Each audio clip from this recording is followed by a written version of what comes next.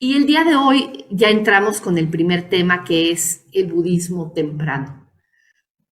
Hoy vamos a hablar de qué se trata el budismo temprano, qué entendemos por budismo temprano y cómo lo podemos, digamos, ubicar en el contexto de la historia global de la tradición budista. Entonces, bueno, esta enseñanza o esta, digamos, podríamos decir doctrina, ¿verdad? De los tres yanas o los tres caminos. La palabra yana significa camino o significa vehículo. Se refiere, digamos, interpretaciones que dicen que los tres yanas son tres escuelas diferentes del budismo o tres formas distintas de budismo. Pueden comprenderse también como tres actitudes ante la vida espiritual, ¿no? Como diferentes énfasis en términos a qué tipo de principios espirituales se favorecen en cada uno de estos yanas. Pueden ser también estados sucesivos en la vida espiritual, ¿no? En donde empezamos por un yana, en la medida en que vamos profundizando en ese yana o en ese camino, entramos al segundo y así llegamos eventualmente al tercero, ¿no? O bien pueden interpretarse como las tres fases en el desarrollo histórico del budismo. En este caso, en esta serie, vamos a enfocarnos en esta interpretación que viene hasta abajo. Digo, no quiere decir que las otras interpretaciones sean incorrectas, simplemente que en esta serie nos vamos a enfocar en la interpretación que dice que los diferentes yanas representan distintas fases sucesivas en el desarrollo del budismo, ¿sí? Estos yanas aparecen aquí, Hinayana, Mahayana y Vajrayana. La palabra Hina significa pequeño, entonces Hinayana significa el camino pequeño. Lo pongo entre paréntesis, perdón, no entre paréntesis, entre comillas, ¿verdad? Porque la palabra Hinayana en realidad es ligeramente peyorativa, ¿verdad? Es una crítica que viene del Mahayana, de los Mahayanistas. La palabra Maha significa grande, entonces Mahayana es el vehículo grande o el camino grande. Entonces los Mahayanistas consideraban que su forma o su énfasis hacia la práctica budista era el verdadero énfasis que había comunicado el Buda, y que los hinayanistas de alguna manera tenían una visión un poquito más limitada, y entonces por eso los critican y le ponen ese nombre, Hinayana, ¿no? Entonces es un nombre ligeramente peyorativo, pero por lo mismo muchas veces no se usa tanto la palabra Hinayana, sino otras dos palabras que se asocian con esta escuela temprana, podríamos decir, del budismo, que es la palabra Sutrayana. Es el camino que está asociado a los sutras del canon Pali, toda la tradición del canon Pali, que son las escrituras más antiguas que conocemos en el budismo. O bien Shravakayana. ¿Alguno de ustedes sabe qué significa la palabra Shravaka? Escucha, sí, los escuchas, exactamente, sean las personas que escuchaban. O lo mismo se les llamaba a los discípulos o escuchas, exactamente. Shravakayana. Shravakayana es básicamente, es a lo que se refiere, es el camino de los discípulos, el camino de los que escuchan, de los que escucharon la palabra del Buda directamente, ¿no? Después tenemos el Mahayana. Como decíamos, el Mahayana es el gran vehículo, el gran camino. Y también se le llama el Bodhisattvayana porque es el camino del Bodhisattva. El Bodhisattva es ese ser que practica el Dharma por el beneficio de todos los seres. Desea liberarse, pero sobre todo desea liberarse para ayudar a que todos los seres se liberen del sufrimiento y alcancen la iluminación. Entonces es, digamos, el énfasis altruista de la práctica, y es justamente la aproximación específica del Mahayana, ¿no? El altruismo, la fuerza de la compasión como aquello que nos mueve a practicar por el beneficio de todos los seres, ¿sí? Y por último, el Vajrayana. La palabra Vajra significa relámpago diamantino, y entonces muchas veces se le llama el camino del diamante, el vehículo diamantino. También se le llama Tantrayana porque está basado en toda una serie de literatura nueva que surgió en la última fase de desarrollo del budismo, que son los tantras. Y Mantrayana, también se le llama Mantrayana porque el Vajrayana hace mucho énfasis en el aspecto ritual, en el canto de mantras, la recitación de mantras, como una de las herramientas muy importantes de transformación de acuerdo a esta forma de budismo, ¿no? Pues bueno, estos son los 3 yanas, Hinayana, Mahayana y Vajrayana. Casi en cualquier libro sobre la historia del budismo se van a encontrar a estos 3 yanas que aparecen ahí mencionados, con la interpretación que diferentes autores o historiadores le den, ¿verdad?, a estos 3 yanas, pero son, digamos, son vox populi.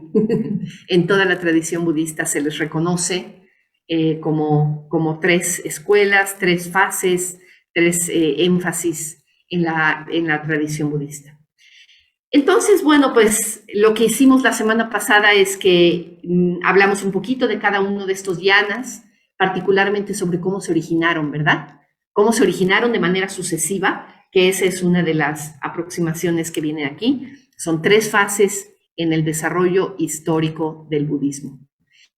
Pero de alguna manera, ahorita, en el siglo XXI, las 3 están presentes. No es que una de ellas dio lugar a la siguiente y después a la siguiente, sino que llegó un momento en el que las 3 están presentes en la actualidad, ¿no? La manera en la que podemos verlo es a mí me gusta mucho esta forma de abordar una panorámica histórica de la tradición budista. Aquí tenemos la línea del tiempo, ¿verdad? Aquí tenemos el año 0. Y si nos vamos para atrás del año 0, tenemos más o menos en el año 404, antes de nuestra era, tenemos el parinirvana del Buda. El parinirvana del Buda es justamente el momento en el que el Buda, el cuerpo del Buda muere, desaparece, digamos, esta presencia física del Buda, pero bueno, ya para ese momento tenemos toda su enseñanza, 40 años de ministerio durante los cuales el Buda estuvo enseñando y enseñando y enseñando, vagando por los caminos del norte de la India, compartiendo su mensaje, ¿no? Entonces, una enseñanza ya muy bien establecida y muy sólida. Entonces, en este momento tenemos el primer concilio budista. Hoy vamos a hablar un poquito de este importante evento histórico y del significado que tuvo para el establecimiento de la tradición budista, ¿sí? Pero bueno, básicamente a partir de ese momento tenemos el surgimiento de la escuela más antigua o el énfasis más antiguo de práctica, que es el representado por el Hinayana. El Hinayana, pues en su momento tuvo 18 escuelas diferentes, 18 escuelas, 18, podríamos decir, sectas, o 18 incluso órdenes, podríamos entenderlas como órdenes, y cada una de ellas con normas o énfasis distintos en términos, por ejemplo, de la disciplina monástica. Y de esas 18 escuelas, la única que sobrevive hoy en día es la Theravada, la escuela Theravada. Y justamente la semana que entra vamos a hablar del budismo Theravada. Vamos a ver de dónde salió y vamos a ver cuáles son sus características distintivas, ¿no? Entonces tenemos que el Hinayana, digamos, está presente desde el momento de la muerte del Buda y hasta el día de hoy, ¿sí? Después tenemos más o menos alrededor del año 0, el año 78 en particular, se llevó a cabo el cuarto concilio budista. Y ya para el cuarto concilio budista ya es muy tangible y muy evidente la existencia de un énfasis de práctica ligeramente distinto, bueno, no ligeramente, realmente muy distinto, que es lo que se conoce actualmente como el budismo Mahayana. Entonces, el budismo Mahayana está acompañado del surgimiento de una serie de escrituras que se conocen como los sutras de Prajnaparamita, los sutras de la perfección de la sabiduría, entre muchas otras escrituras mahayana que se aceptan en este momento, se integran a la literatura budista. Y el budismo mahayana entonces emerge y durante mucho tiempo es completamente contemporáneo también al budismo hinayana. Entonces, en este momento el budismo mahayana y hasta la fecha lo tenemos representado en muchas partes, particularmente de China y de Japón. Entonces ahí tenemos el surgimiento del budismo mahayana hace alrededor de 2000 años. Y después tenemos más o menos en el siglo VIII, en el siglo VII, que el budismo se sale de la India, se va al norte, hacia el Tíbet, hacia Mongolia, hacia Afganistán, y se mezcla un poquito con religiones locales como la religión Bon en el Tíbet, se mezcla con la tradición tántrica del hinduismo y da lugar, digamos, a una nueva forma de budismo que hace mucho énfasis en los aspectos rituales, que hace mucho énfasis en la transmisión de energía, digamos, directa entre maestro-discípulo, y esto es lo que conocemos como el budismo Vajrayana. Entonces, el budismo Vajrayana es la forma de budismo que encontramos en el Tíbet. Y bueno, actualmente, en el siglo XXI, que andamos por aquí, las 3 escuelas de budismo, las 3 formas de budismo están presentes y las encontramos en diferentes partes del mundo. Más o menos, si aquí vemos un mapita, estas son las escuelas del budismo, pero que se asociaron también a la geografía, ¿verdad? Aquí en el norte, al norte de la India, encontramos el origen de la tradición budista. Aquí tenemos al Buda. Y hacia el sureste, hacia toda esta zona, desde Sri Lanka, Tailandia, Birmania, en fin, aquí tenemos el Theravada, que es la escuela representante del Hinayana, podríamos decir. Hacia el lejano oriente, hacia China y Japón, tenemos Corea también, tenemos ahí al Mahayana. Y hacia el norte, que tenemos pasando los Himalayas, la gran planicie, el altiplano gigantesco del Tíbet, ahí tenemos el budismo tántrico. Entonces, bueno, pues ahí están estas distintas escuelas del budismo. Ahora, ¿de qué va a tratar la clase de hoy? Bueno, o de qué está tratando, es del budismo temprano. El budismo temprano es este cachitito de aquí, desde la época en la que el Buda todavía vivía, cómo se estableció su sangha, cómo se estableció su comunidad espiritual, cómo funcionaba, cuáles eran, digamos, como sus costumbres, ¿verdad? Sus prácticas. Después vino el parinirvana del Buda en el año del 404, más o menos. Obviamente las fechas son tentativas, ¿eh? A estas alturas es muy difícil saber exactamente en qué momento ocurrió qué. Los historiadores, pues ustedes saben que el trabajo de los historiadores es increíblemente complejo, ¿no? Buscando en diferentes fuentes, pues de qué manera situar los eventos históricos en esta línea de tiempo, ¿no? Entonces, una de las fechas aceptadas más recientemente es esta, para el parinirvana del Buda, 404.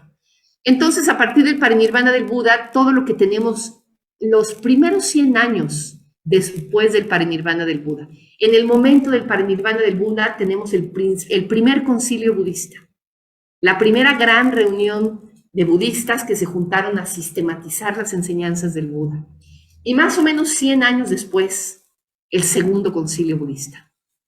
Y el segundo concilio budista ya es el momento en el que se presenta el primer cisma en la sangha budista, la primera división de 2 escuelas o de 2 sectas diferentes, ¿no?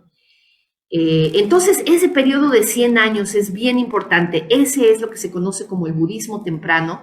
También se le llama el budismo presectario, porque es el budismo antes de que existieran sectas. También se le llama el budismo original, ¿no? Porque de alguna manera era la manera en la que la enseñanza directa del Buda se registró y se empezó a practicar cuando todavía su ejemplo y su presencia estaba casi que en el aire, ¿no? Todavía estaba ahí el Buda casi. Entonces, esos primeros 100 años de la tradición budista es lo que se conoce como el budismo temprano. Y es un poco de lo que quiero hablar el día de hoy, ¿no? La semana que entra vamos a hablar del budismo Theravada. Entonces vamos a hablar del resto de esta rayita roja que dice Theravada. Sobre esa vamos a hablar la clase que entra. Básicamente vamos a hablar un poco de cómo surgió esa corriente en particular y de cuáles son sus características distintivas, ¿no? Pero hoy estamos incluso antes del Theravada, antes de que exista incluso la idea de que hay Hinayana, Mahayana y Vajrayana. Estamos en los meros albores de la tradición budista como tal, ¿sí? Aquí tenemos un mapa, si se fijan qué bonito está, miren, en anaranjado oscuro está el núcleo del budismo en el Valle del Ganges, que fue donde el Buda vivió en toda esta zona. Entonces el budismo temprano está asociado a esta región geográfica del mundo, el Valle del Ganges, y toda la zona en la que el Buda transitaba y después también sus discípulos. Obviamente en el momento en el que hubo más discípulos iluminados, los discípulos empezaron a moverse hacia diferentes lugares, empezaron ellos mismos también a transmitir enseñanzas y el budismo se empezó a ampliar, ¿no? Pero inicialmente se amplió solamente en esta zona. Ya después, las primeras, ¿qué dice ahí? Las primeras escuelas budistas, después del segundo concilio budista, que las escuelas budistas empiezan a crear como distintas sectas, aquí tenemos a las flechitas negras. Las flechitas negras son las primeras escuelas budistas que empiezan a moverse hacia distintas regiones. Y después, bueno, tenemos el budismo Theravada, es decir, el Hinayana, en verde, cómo se movió a estas distintas regiones del mundo. El budismo Mahayana en rojo, cómo se fue hacia el norte y luego se movió hacia el lejano oriente. Y en azul, el budismo Vajrayana, básicamente hacia el Tíbet, Mongolia y algunos lugares de China y Japón. Bueno, también tenemos budismo Vajrayana hasta aquí abajo, ¿no? Entonces se fijan que el mismo mapa, este mapa que se ve tan bonito aquí, ¿no? Pues no, nada que ver, ¿verdad? En el momento en el que lo tratas de disectar con un poquito más de detalle, pues es mucho más complejo. Y así es también la historia del budismo, ¿no? En cuanto realmente te metes a tratar de ver el detalle de cada época, te das cuenta que es increíblemente complejo y además increíblemente incierto, ¿no? Increíblemente incierto porque los registros históricos obviamente están muy fragmentados y son muy incompletos, entonces no tenemos mucha claridad, digamos, de esa radiografía del desarrollo de la tradición. Pero entonces los 3 yanas son estas fases del desarrollo histórico del budismo. Y entonces en el budismo temprano, ¿qué encontramos en el budismo temprano? En esos 100 años. Bueno, obviamente lo primero que encontramos es el Buda, ¿verdad? El Buda es la raíz, es la base de toda la tradición budista. El Buda que nació con el nombre de Siddhartha Gautama, nació en este lugar que se llama Kapilavastu, que está ahora en el sur de Nepal, en el año de 484 antes de la era común, y alcanzó su parinirvana en Kushinagar en el año de 404, 80 años después, ¿no? Vivió 80 años. Y básicamente en las escrituras tenemos muchos registros de su nacimiento, de su iluminación, de sus enseñanzas y de su parinirvana. Entonces tenemos pues una vida humana maravillosa y increíble que fue la vida del Buda y que nos dejó toda esta tradición que hoy conocemos como budismo. La palabra budismo, por cierto, seguramente ustedes ya saben, no es una palabra tradicional. La palabra que se usaba para referirnos a esta tradición y a estas enseñanzas es la palabra dharma. La palabra budismo realmente proviene como del siglo XIX y bueno, es básicamente un paralelismo que se usa con otros ismos, ¿no? Y que hacen referencia al originario de la tradición, ¿no? Pues en la época del Buda, en este entonces, el subcontinente indio, digamos toda la región al sur de los Himalayas, entre el río Indo, que aparece de este lado, y el río Ganges, que aparece de este lado, era el subcontinente indio. Estaba formado por 16 estados autónomos, entre ellos había repúblicas y había reinos. Pero los reinos más importantes que habían estado creciendo y creciendo y creciendo y como que anexándose pequeñas repúblicas que había por aquí y por allá. Y sí, la palabra república la uso con toda intención, porque eran pequeños estados o pequeñas, territorios que estaban gobernados por gobernantes que eran elegidos por voto popular, por elección popular. Entonces sí era lo más parecido que podemos concebir a lo que hoy entendemos como una república. Y había reinos, ¿no? Los reinos más importantes eran el reino de Kosala y el reino de Magadha. Aquí tenemos la región desde el sur, Kosala, y Magadha al oriente. Magadha es lo que hoy se conoce como Bihar, y Magadha es la cuna del budismo.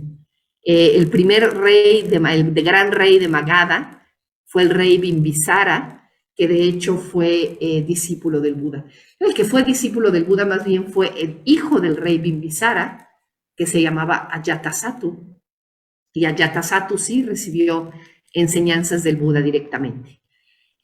Algunas de las repúblicas importantes de estas regiones, que eran territorios más chiquitos, era la República Avanti, Vamsas y la Shakya, la República Shakya, que era precisamente el lugar en el que nació el Buda. Era el clan, a veces se le dice que era más bien como un clan, el clan al que pertenecía Siddhartha Gautama cuando nació, ¿no? Entonces él era parte de la tribu o el clan de los Shakyas, que estaba asociado a la República Shaka. Su padre se llamaba Suddhodana, que en el momento en el que el Buda nació era el gobernante de esa república. Eran de la casta kshatriya. La casta kshatriya era la casta de los guerreros, de acuerdo al antiguo sistema de castas hinduista. Su madre se llamaba Mayadevi y su madre murió a los 7 días después de que naciera Siddhartha Gautama, y quien realmente fungió como su madre fue su tía materna, Mahaprajapati Gautami, que por cierto también era esposa de Suddhodana. En el momento en el que el Buda nació, lo llevaron a un oráculo, y el oráculo dijo que este niñito iba a ser o un gran maestro espiritual o un gran gobernante. Entonces, bueno, pues conocemos un poquito la historia de cómo creció Siddhartha Gautama rodeado de lujos, con una enseñanza y una educación pues muy rigurosa y muy completa, y cómo se casó a cierta edad, a los 16 años, con su prima Yashodhara, tuvo un hijo, y por ahí de los 29 años entró en una crisis tremenda, abandonó su palacio, se fue a una búsqueda espiritual para tratar de liberarse del sufrimiento, para tratar de alcanzar la iluminación. Y bueno, pues efectivamente, a los 35 años de edad, se sentó debajo de un árbol después de muchos años de práctica y de meditación y de exploración. Se sentó debajo de un río, debajo de un árbol, a la orilla de un río, decidido a alcanzar la iluminación, ¿no? Entró en una meditación profunda, y sí se dice que en la luna llena del mes de mayo, a los 35 años de edad, alcanzó la iluminación. El resto de su vida se dedicó a predicar su mensaje y a ayudar a otros a alcanzar esa misma experiencia de despertar de la conciencia, que se caracteriza por la sabiduría y la compasión infinitas, ¿no? Y desde el momento en el que empezó a predicar, obviamente se fue haciendo de una sangha, de una comunidad de practicantes que empezaron a acercarse a él y que se convirtieron en sus discípulos, ¿no? La manera en la que las personas se acercaban al Buda y tomaban y se hacían sus discípulos era a través de un acto que se conocía como tomar refugio. Tomaban refugio en el Buda, tomaban refugio en el Dharma, que era su enseñanza, Y al poco tiempo el Buda empezó a hacer énfasis también en que se tomaba refugio también en la sangha, en la comunidad espiritual. Tomar refugio, Buddham Saranang Gacchami, ¿no? Dharmam Saranang Gacchami, Sangham Saranang Gacchami. Se recitaban estas palabras 3 veces, como lo hicimos hoy al inicio de la clase, ¿no? Y de esa manera las personas le pedían al Buda, acéptame en tu comunidad, acéptame en tu sangha, ¿no? Y el Buda los aceptaba en la sangha, y generalmente esto se marcaba a través del hecho de que se les rapaba la cabeza, se envolvían en una túnica de color amarilla y se hacían parte de la sangha de bhikkhus, de la sangha monástica. Ahorita vamos a hablar del tema monástico del Buda, ¿no? Ahora, la sangha del Buda estaba formada por personas que eran laicas, por personas que tenían sus familias y su trabajo y sus cosas, ¿no? Y que cada cierto tiempo iban a recibir enseñanzas del Buda y practicaban a los pies del Buda, podríamos decir, ¿no? Pero también había renunciantes, ¿no? Que renunciaban a su casa, a su hogar, a sus posesiones, a su familia, y se unían a la sangha errante del Buda, con su hábito amarillo y su cabeza rapada. Entonces tenían esos distintos tipos de discípulos el Buda, ¿no?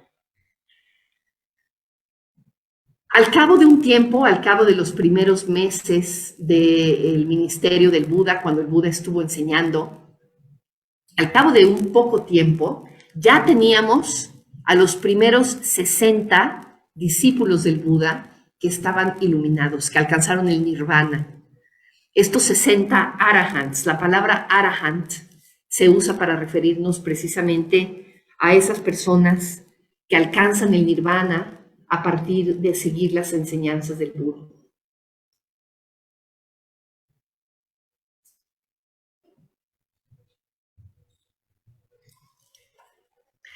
Y desde el momento en el que tuvimos a estos 60 arahants, el Buda los animó a que se esparcieran por el territorio y que fueran a predicar por ellos mismos, ¿no? Y aquí tenemos unas palabras del Vinaya Pitaka que dicen: vayan adelante, oh monjes, por el bienestar del mundo, por la felicidad de muchos, por compasión para con el mundo, por el bien, beneficio y felicidad de los dioses y los hombres. Que cada uno de ustedes tome un camino diferente. Enseñen el Dharma, que es excelente al inicio, excelente a la mitad y excelente al final, tanto en espíritu como en letra. Proclamen la vida santa, perfecta y pura. Y decía por ahí algunas frases del Canon Pali también, que dicen: hay seres que tienen solo un poco de polvo en sus ojos y ellos van a entender el Dharma, ¿no? Pues por el beneficio de todos los seres, vayan y prediquen. Entonces, desde el mero inicio, pues tuvimos que la sangha del Buda se empezó a extender espacialmente, ¿no? Empezamos a tener practicantes budistas que empezaron ellos mismos a dar enseñanzas, ¿no? A partir de su propia experiencia de iluminación, y la sangha del Buda se empezó a multiplicar y a multiplicar.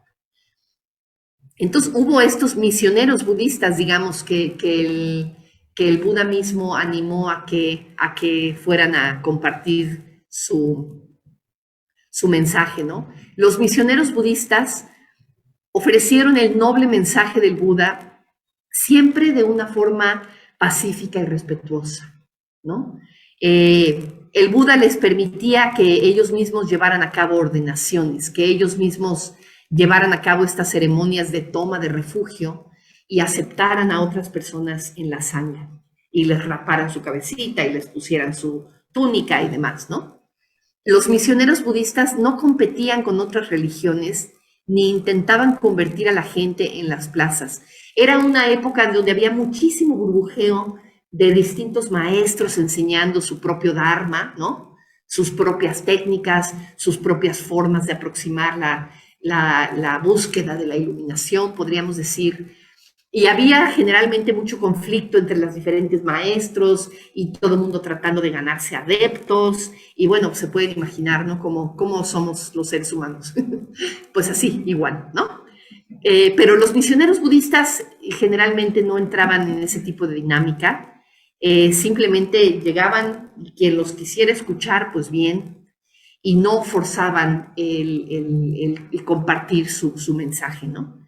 Ningún misionero budista predicaba hablando mal de otras religiones, ni cultivaba entre sus seguidores la crítica hacia otras ideas. Esto fue algo que el Buda siempre cuidó mucho, ¿no?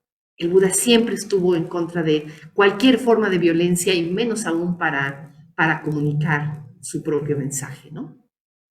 Entonces la Sangha, incluso la Sangha temprana, siempre tuvo una estructura descentralizada y además era medio nómada, ¿no? Los practicantes budistas iban por ahí recorriendo los caminos. En ningún momento el Buda se instaló en un lugar y dijo, a ver, aquí es mi centro de acción y todo va a funcionar desde aquí, ¿no? El mismo Buda caminaba por los caminos, iba y venía, al igual que todos los primeros misioneros budistas y los primeros monjes budistas que fueron a comunicar su mensaje. Entonces, la Sangha original, digamos, lo que podemos considerar como el budismo temprano, la Sangha budista temprana, era una especie de organización laxa de practicantes errantes que básicamente mendigaban para poder comer, pedían limosna, lo que la gente les quisiera compartir de comida, pues eso comían. Vivían al aire libre, ahí dormían debajo de los árboles, meditaban en el bosque, ¿no?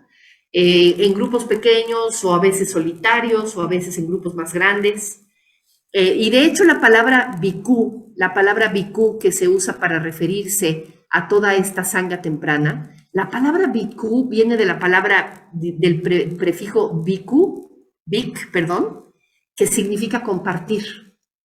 Entonces, los bhikkhus eran aquellos que estaban dispuestos a compartir el alimento, aquellos que querían sentarse, digamos, a comulgar con otros compartiendo el alimento. Eso es lo que significa la palabra bhikkhu.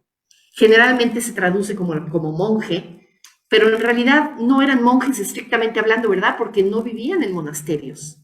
La palabra monje se asocia a la existencia de monasterios, y los monasterios son, pues, edificaciones pues con cierto nivel de permanencia, son permanentes, y ahí se asocian las sanghas, ¿no? Después hubo monasterios, pero en este momento todavía no. En este momento la sangha era errante, y la palabra bhikkhu hacía referencia al hecho de que compartían la comida. Entonces, bueno, pues ahí tenemos a los misioneros budistas. ¿Qué hacían? Pues básicamente andaban errantes por todos lados y durante la temporada de lluvias sí se establecían en algún lugar. Ustedes saben que la India tiene estas temporadas de lluvias torrenciales, ¿verdad, Abayaguita? No sé si a ti te ha tocado vivir algunos de esos monzones. No, tú no vas en temporada de monzón, ¿verdad? Porque Abayaguita va a la India a veces a hacer unos peregrinajes muy bonitos, pero no, generalmente vas en ¿qué? Enero, febrero, marzo, ¿no? Sí, claro. Las carreteras se inunda todo. Exacto. Entonces, bueno, pues en las temporadas de monzones, tienen más o menos la misma época de monzones que nosotros aquí en México, más o menos junio, julio, agosto, septiembre, ¿no? 3, 4 meses en donde no para de llover. En esos meses de monzón, ¿cómo? Nosotros también nos inundamos, también, exacto, pero parece que, de hecho, a las lluvias de México se les llama el monzón mexicano. Los climatólogos así les llaman, el monzón mexicano, pero no es tan dramático como el monzón de la India, ¿no? En la India es muchísimo más fuerte la temporada de lluvias. Pero durante la temporada de lluvias se establecían en algún lugar, probablemente alguna cueva o debajo de árboles o en chozas temporales que se construían para tal efecto, y se juntaban en grupos más grandes y cerca de algún poblado, y entonces salían a pedir limosna, mendigaban su comida y luego meditaban juntos, convivían en armonía, dedicaban tiempo también a recitar las enseñanzas. En todas las primeras épocas las enseñanzas se pasaron de voz en voz, no se escribieron. Y la costumbre de recitar las enseñanzas viene desde antes de que muriera el Buda, ¿no? Se sentaban a recitar las enseñanzas. Sobre todo, originalmente lo que recitaban era una cosa que se llama el Pratimoksha. El Pratimoksha es una de las secciones del Vinaya, en donde básicamente vienen las reglas de comportamiento monástico, ¿no? Los preceptos éticos, ese tipo de cosas. Entonces, se sentaban a recitar las enseñanzas. Hacían confesiones también la práctica de hacer confesiones viene desde el budismo antiguo, y renovaban sus votos, ¿no? Renovaban esta toma de refugio, este compromiso con las tres joyas. Eso era más o menos lo que hacían en estos retiros, se les llamaba retiros de la temporada de lluvias, ¿no? Con el tiempo, pasaban tiempo en un lugar y de pronto alguien les regalaba alguna edificación o algo así, entonces en esa edificación se empezaban a establecer ya de manera más permanente, no nada más durante la temporada de lluvias, y empezaron a surgir estas especies de monasterios incipientes, podríamos decir, ¿no? En donde ya teníamos a un grupo de monjes que estaban viviendo juntos de manera más o menos permanente, ya no andaban errantes por acá y por allá, y era más bien los laicos iban a esos lugares a recibir enseñanzas y a la vez les llevaban de comer y los mantenían, ¿no? Y eso es la versión temprana de los monasterios que de hecho aún existen, ¿no? Y bueno, después del parinirvana del Buda, la Sangha continuó más o menos con esas mismas costumbres. Se siguieron llevando reuniones periódicas, y se llevaban a cabo estas mismas actividades en estas reuniones que funcionaban como la cohesión de la Sangha, ¿no? Por ejemplo, el hecho de que se recitaban las enseñanzas, el hecho de que se hacían confesiones, el hecho de que meditaban juntos. Esos eran como la fuente de cohesión de la Sangha, que a pesar de ser así como bastante laxa y andar ahí como bastante errante, medio desperdigada por distintos lugares en el norte de la India, pues tenía esa cohesión gracias a que esas prácticas se mantuvieron uniformes a lo largo de las décadas, ¿no? Cuando el Buda alcanzó su parinirvana, él dijo explícitamente que no le iba a pasar la cabeza de la Sangha a nadie en particular. Nadie iba a heredar el trono, digamos, ¿no? Nadie iba a heredar ese derecho de ser el líder de la Sangha. Lo que dijo el Buda, que la guía iban a ser las enseñanzas y la disciplina monástica. Si necesitan algo en que apoyarse, ahí está la enseñanza, ahí está la disciplina monástica. No necesitan un líder. Entonces, eso fue muy interesante de parte del Buda, que no nombró un líder. Y también fue algo polémico entre los monjes, les diré, porque había mucha expectativa de que el Buda nombrara a un sucesor. Y el Buda no lo hizo, ¿no? Entonces, no le dio, digamos, ese rol a nadie en particular. Aunque sí sabemos que... Ay, gracias. Sí, eso estaba buscando, Valleguita. Me leíste la mente. Va. No te lo regreso. Bueno, ok.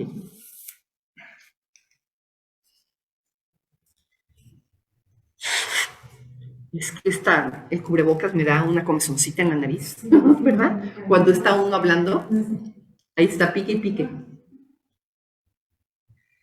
Bueno, entonces, ahí está. Pero entonces, inicialmente, el budismo se estableció en las regiones en las que el Buda mismo había predicado, ¿no? Justamente en el reino de Magadha y Kosala y en las zonas circunvecinas. Estaba más o menos asociado a esa región geográfica. Además de las reuniones que se hacían en las temporadas de lluvias, una vez al año, y de esos retiros, digamos, de 3 meses que se siguieron haciendo a lo largo del tiempo, se empezaron a hacer otro tipo de reuniones más pequeñas, que eran reuniones mensuales, que se llamaban uposatas.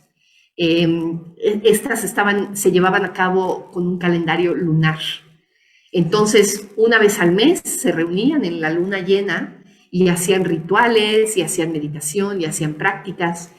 Y por eso todavía en muchos lugares de la tradición budista se siguen haciendo rituales específicos, por ejemplo, en la luna llena, ¿no? Se hacen puyas para la luna llena o meditaciones de luna llena que de alguna manera recuerdan esa costumbre de la sangha temprana de reunirse una vez al mes. Estos uposatas tuvieron una función muy importante porque ayudaron a regular y a unificar la vida de la comunidad. Y durante los primeros 400 o 500 años, ahí ya no estamos hablando nada más del mero budismo temprano, sino ya del budismo sectario que vino después del segundo concilio, ¿no? Durante los primeros 400 a 500 años se llevaron a cabo grandes reuniones que se llamaron concilios, en los que se discutían y se aclaraban asuntos de importancia, ¿no? Entonces, como les decía yo, el budismo temprano va más o menos desde la muerte del Buda hasta el segundo concilio budista, esos 100 años, ¿no?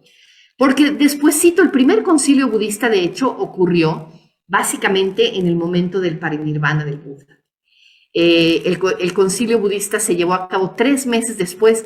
Se dice que el parinirvana del Buda fue más o menos en febrero, y ya para la siguiente época de lluvias, 3 meses después, se convocó este primer concilio budista.